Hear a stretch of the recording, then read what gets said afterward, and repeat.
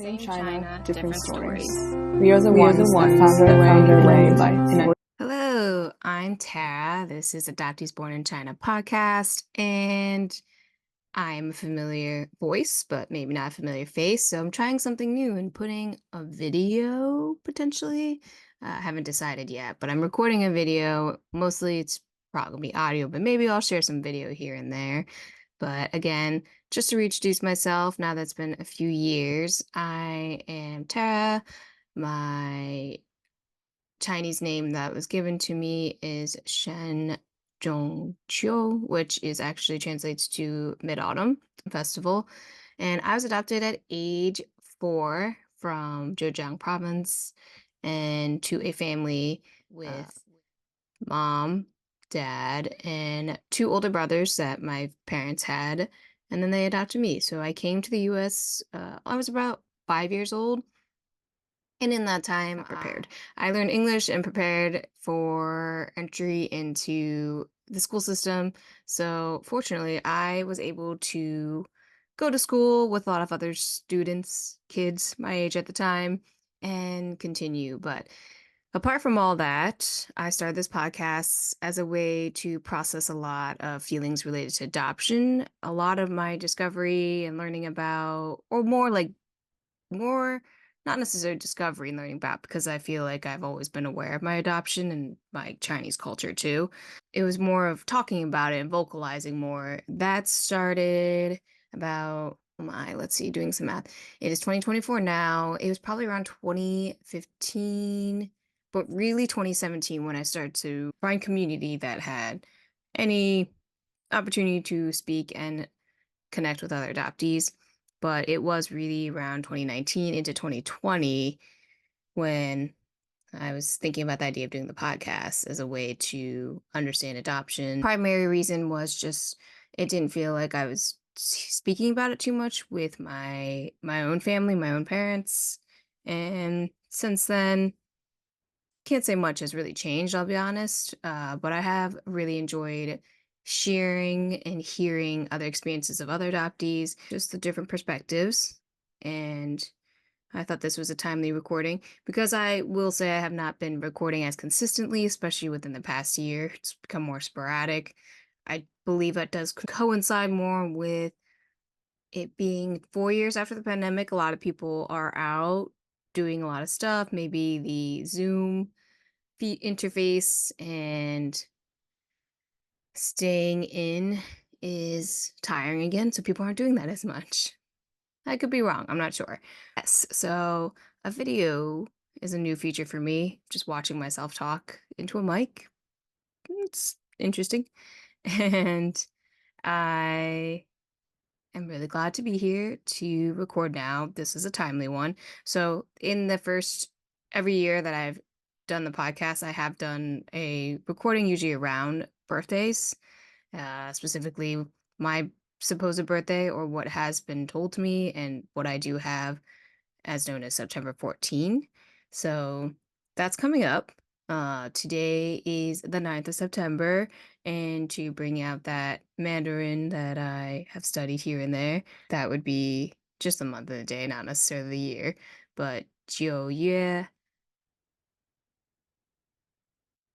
9号. Oh yeah, look at that. 9-9. Okay. So that wasn't on purpose. But yeah, today is September 9th, so 9-9.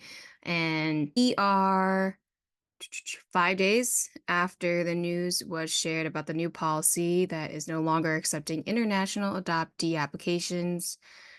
China is no longer accepting international adoption applications. We are adoptees. Some of that terminology still can be interchangeable, but may not necessarily be. And I will admit very first that I have not read too many articles about it. The only understanding I really have is seeing what people have posted in response to the articles that have been shared, and also from a virtual Zoom event that I did attend, hosted by fellow Chinese adoptees Jamie and Jess, a Discord, which new to me as well. But Jamie and Jess hosted a virtual Zoom event where I believe it was about 57 or 58 Chinese adoptees all logged on and talked about the experience and feelings since the news was shared. So it was really my first time hearing about others' perspectives, but it was very insightful.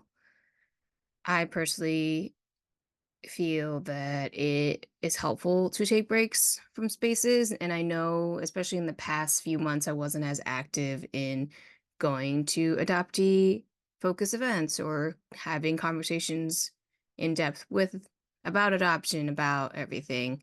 And of course, the release of the news, I think that really inspired myself, but maybe others. But really, for myself, I'm speaking all from my own experience that this news definitely sort of gave me like an inspiration to go back into the space a little bit. I I want to say like a lot of communities and spaces sometimes it's overwhelming to be so focused on one subject and only be around people in that one community when I think there's a benefit to not always being there. So that's a big reason, but the event was very insightful. Again, like hearing the variety of experiences and different levels that people have connected to their adoption and really start talking about it that helped to give more perspective. And I always appreciate that. A lot of adoptees who did speak are entering into college or university in the US or university elsewhere. A lot of them share that they're beginning their journey, I guess, in a sense of really discovering adoption and their relation, their identity, and everything they feel related to it. And then just a handful that it seemed like have already explored some. Some people shared they were on boards of organizations and communities. I do plan to share those resources that were also shared during the conversation last night.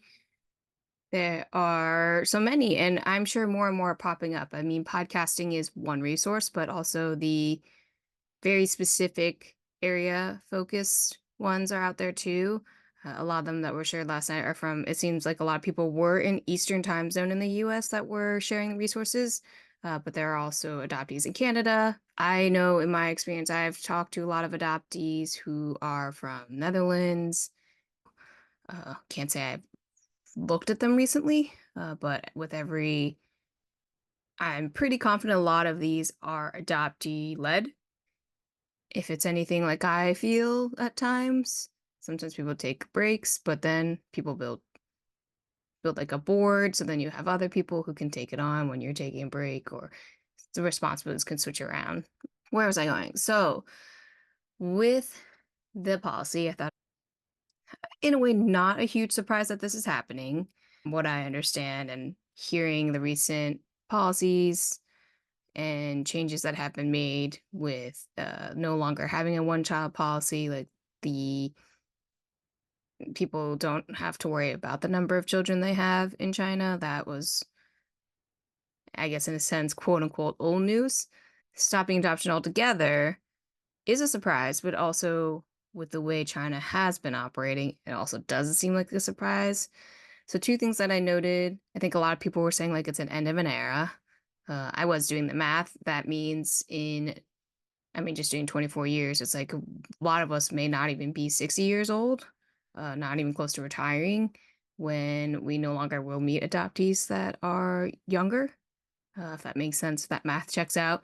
And apparently there was a understanding that we are considered the forgotten generation, which I don't think anybody wants to be called forgotten. I guess we were already forgotten in other ways, but I can't say we're forgotten though. Looks like a lot of us are here. We exist. We are making our own decisions. And as we all do enter into adulthood, in the sense, like a lot of us may choose to have families or already have families, and we exist. So, can't say too much more to that. I also, I mean, it really depends on the exposure that you have and what you're seeing in with all podcasts I've listened to, but there's a lot of conversation about what you see on social media ends up usually being a reflection of what you consume. So, our people who are connected to adoptees may not see this news.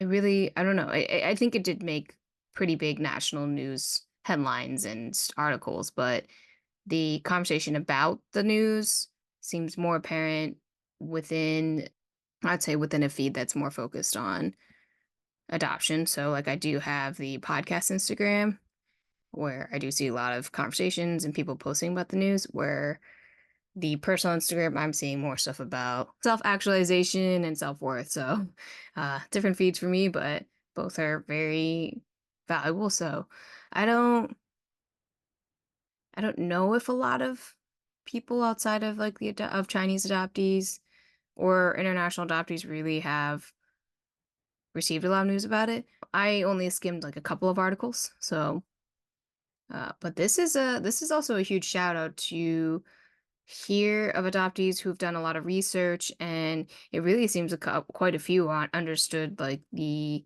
history of adoption from China, and then leading up to this new policy that was released, that it a lot more people seem to know and understand the details behind it, and were able to speak very eloquently about their idea, their voice, and I'm still humbled by that when I've talked to adoptees who've completed research and written or made documentaries or really, really spent a lot of time with the especially one child policy was a lot of what I've heard people have focused their research and studies on. And I'm sure now this new policy will be another topic that there'll be papers and dissertations and research done. So that's going to be very helpful for all of us to be have a chance to read if we can, or also just understand more. And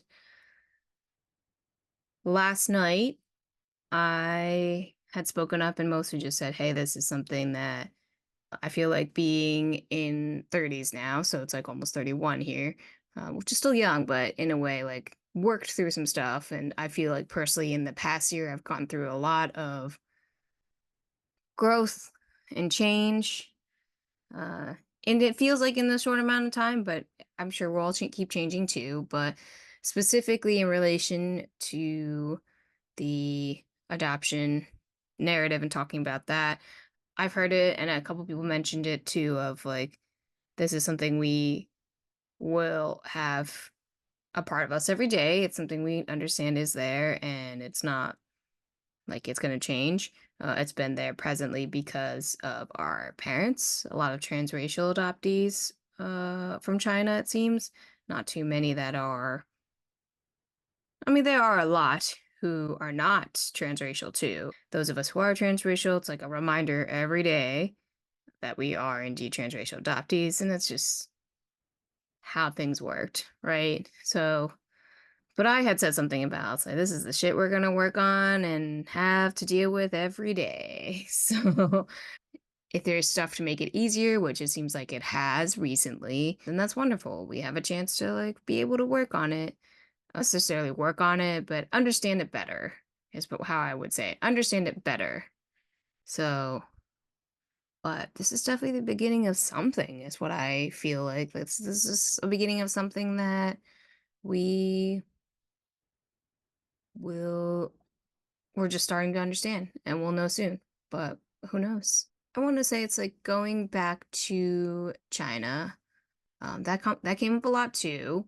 There's a lot of adoptees who haven't gone back to China, and I feel like, and I thought this too, but will this new policy affect how China treats adoptees who return?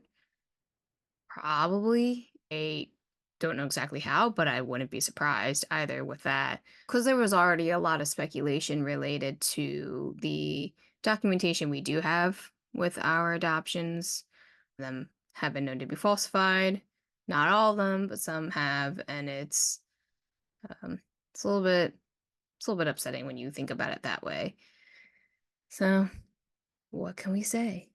And so the other part of wanting to record, a big part of that was it is around birthday. So being um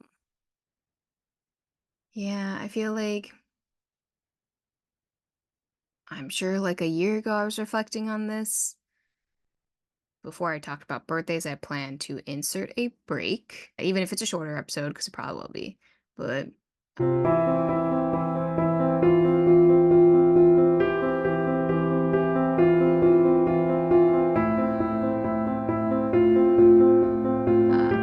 good. And I backtrack. So like thinking about a year, but actually had a dream that really just kind of focused on had to do with my family. Because over the year, my relationship with my parents has become a lot. It's improved. It's improved from what it was when I started this whole podcasting experience 4 years ago. That took a lot on myself as an individual to reach out again, and that it's been about a year and a half, I would say. So getting close to 2 years since that relationship was reconnected or brought to life again, because there was a silent period where there was nothing being said. I do think that did coincide with not feeling as much pressure, or myself, like my own worth and self-worth being reflected in like podcasting. I feel like my own because I wasn't speaking to family or like having really strong connections over that time. Because I made friends, I found community, and then was what I felt like brought down to a level of and knowing that not every community is going to be a lasting one, and that's okay.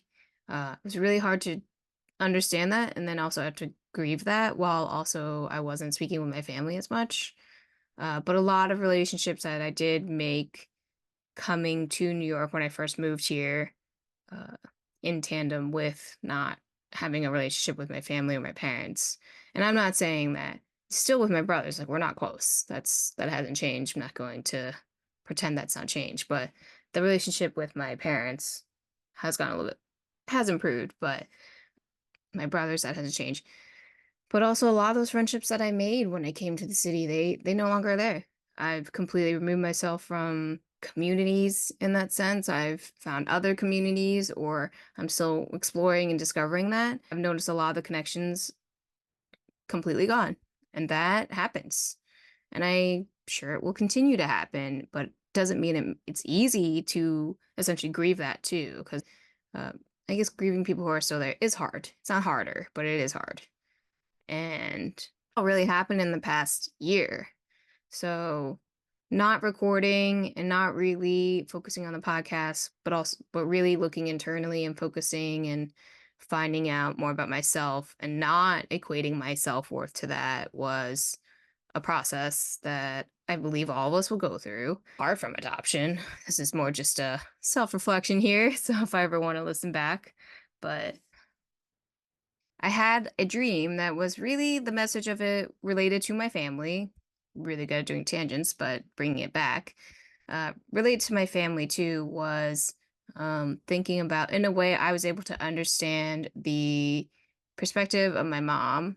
And I say this in terms of like my adoptive mom, because I haven't found like birth family, but my mother was essentially I was, like, in a way able to empathize, or I was just feeling what she was feeling in relation to understanding her worth and expectation that she felt like she has influencing the decisions she made, which I feel like we all, in a sense, understand this at a certain point that all of us, as individuals, as humans, we have an idea of what our worth is and what it's defined by. It tends to be like society is a part of it that we can't deny, but also a big part of our self-worth will come from our own internal understanding and relationship with how we go about, um, I guess, like talking to others or our relationships, and also our own experiences. That's a really big part of it. But this dream, I was able to essentially like feel what my mom felt. And I woke up and it kind of felt like a relief because something I knew and understood in a sense, but in a way, I really do. I would love to talk to somebody who really understands like dream psychology too. Like I was able to, I don't know, sort of work through a conflict that I had with my mom in that dream. Uh, and I would say the last year leading up to this was important.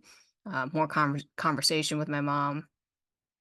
So, yeah, I think this all is related in a way, and Podcasting is a fun place to ramble, and I think there was a quote about podcasting somewhere. It might have been in the Only Murders show. I don't know if anybody watches or has been watching that, but Only Murders in the Building. There was a comment about like those who do podcasting are just in it for their own self, like interest in talking about themselves. And it's like that's not wrong. So I found it to be very funny and very true.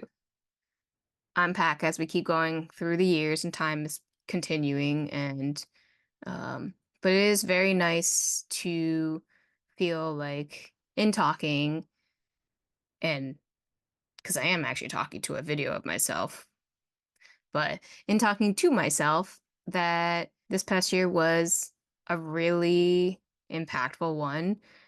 On this time last year, I was sort of coming out from like a very hard time in the sense of a lot of the relationships I did have. That's when they really did conclude was around this time last year. And I had actively removed myself and it was better. Find other groups. I found other ways. Um, I went to Japan, which was an amazing trip. I got to visit temples. And hike and just be present. I moved and the circumstances around the move weren't great, but I moved. Better. It's all for the better there. And then I so far I know I've mentioned it, but it's like I've now officially been in the longest romantic relationship that I've ever been in, and that is presents its own new challenge in a way because I have not had a relationship that has been lasting in a long one, and that all started after the September month. So timeline wise, it was actually around December when it started to feel more I started to feel more like, all right, I've grieved the really hard part, and here we are at a new thing. Sure, more shit will happen, but it's not as bad. I want to say I'm not. I don't want to dismiss that I don't want to dismiss anybody's experiences and compare because that's not fair to do to anyone. Everybody has a different perspective and experience, as I always want to mention and support that narrative, but um, we can't compare. I think, and I know for me, like hearing people talk about their own experiences with depression or anxiety and some of the struggles helps me to understand my own in a sense. So that's why there's a quote about that too. It's like share the experiences you've had so other people can learn without something like that. Like share the experiences you have so other people can learn from them. It has been wonderful. And yes. But I do plan to keep this podcast in existence. I don't know how often it will happen. It's probably going to be more sporadic as as I still have it. I think I know making it to 4 years was already a huge accomplishment for me, having understood that I hadn't had like a job, like a full-time role that was more than 2 years. The only thing that's been really consistent along with the podcast was I have been freelancing for 4 years. I've worked with a lot of the same institutions that I started with, so um, a lot of this I want to say does coincide with entering into like adulthood. So that's exactly because I do feel like 30, as I say, it's like old, quote unquote, for Chinese adoptees, which in a sense that could be very false. But from my perspective, um, us being older doesn't necessarily mean we have that much experience because we're going to enter into another decade too. I mean, in 40s, you'll just have more experience of being a part of adulthood. So I do feel like I'm still part of like the younger adulthood experience. Um, and I don't know what will happen when I enter the next decade at 40. And I really do plan to be here because things can happen. And I don't want to make that come to fruition by any means, but things can happen. And that's not something that I want to speak lightly about. But I do think like a lot of experiences I've talked about here have been all related to early adulthood experiences, first job, first like relationship outside of a school environment or university environment, where you're able to see somebody so consistently. um, Having really tough conversations with a partner, that's like something that's been new. And then just like really thinking about what do we value. So that was my last thought that I really wanted to share, was like, what do we value? And I do feel that having this new policy be announced is potentially making all of us think about what do we value and what are we going to do. Uh, will some of us go back to China as soon as we can, because that could very much change their policies, regulations, visa requirements, or do some of us need to take a moment, a pause, take some time, like process the news, take a step back, find community where you can talk about it, or don't find community because it might be too much, and that's okay. Like, that is something that I wish people would have told me when I wish that's something people would have told me versus, I mean, a therapist did. So I did have a therapist who told me it's like it's okay to step out of a community, but I also think I discovered that a lot on my own, of understanding like you can step away from a community too. You're always able to go back unless you yourself have done something that was really unpleasant, and a big, large number of people may not accept that. I think that's also relative too. Some people probably won't even care, but there are people who might. So it's just I come from a perspective of somebody who cuts ties very easily. So that very well might be a part of who I am. And it's not, I don't know, it's not like a bad thing. I think we all have our own particular preferences. By me saying that in a way, I kind of think it could be a little bit of a negative too, but I don't want to put too much emphasis on that. It's a good and a bad for me. And so, talking about that self-worth thing, sorry, getting a little off track there. But if you followed any of this, I appreciate it. And your thoughts, I really appreciate people sharing and letting others know what they feel, just because it does help to hear someone else vocalize thoughts that you might have. This could very well be one of those things that is this particular episode might be one that's helping to um, vocalize some thoughts. But I'd like to end now, especially now that I don't know how long it's been, but that you're not alone. And if you do feel alone, I really hope that there are ways to help you feel less alone. And reaching out to other people when you're really at the hardest is something that I recommend. Or taking a walk outside in the sun and just writing. I mean, I will write on my phone thoughts here and there. And yeah, that's it. So, hello, I'm Tara again. Thank you for listening to Adoptees Born in China podcast. I am Adoptees Born in China pod on Instagram and Facebook, because that's still around. Adoptees Born in China podcast, ABC, and have a good rest of your day, evening, midday. Please stay hydrated. That is important. Bye.